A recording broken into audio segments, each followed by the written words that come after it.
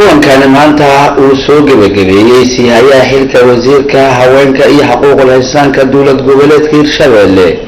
Marwo Saade Maxamed Nuur Saade Boris ayaa muddo 2 cisho ka furnaa xarun goboleedka Hirshabelle ee magaalada Jowhar waxaana looga hadlayay sidii loo ilaalin lahaa xuquuqda haweenka iyo carruurta iyagoo ka soo qayb galeen agaasimayaal ka socda wasaaradaha dawlad goboleedka Hirshabelle iyo qaybaha kala duwan ee bulshada ku nool magaalada Jowhar siyaaya xilka wasiirka Marwo Saade Maxamed Nuur Saade Boris ayaa ku dheeraatay ka hadalka xuquuqda haweenka iyo carruurta tuulooyinka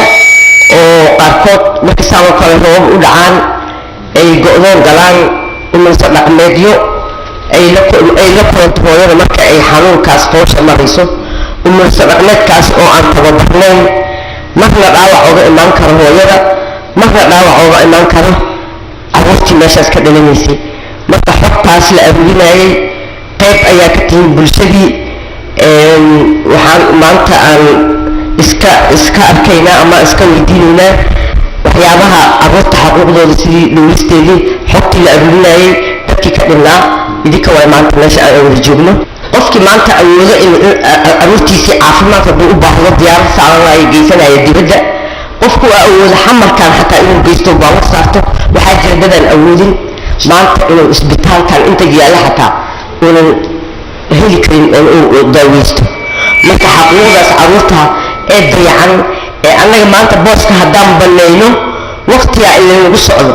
beri dadkii la bedeli lahaa bulshadii ilmaheedii waayo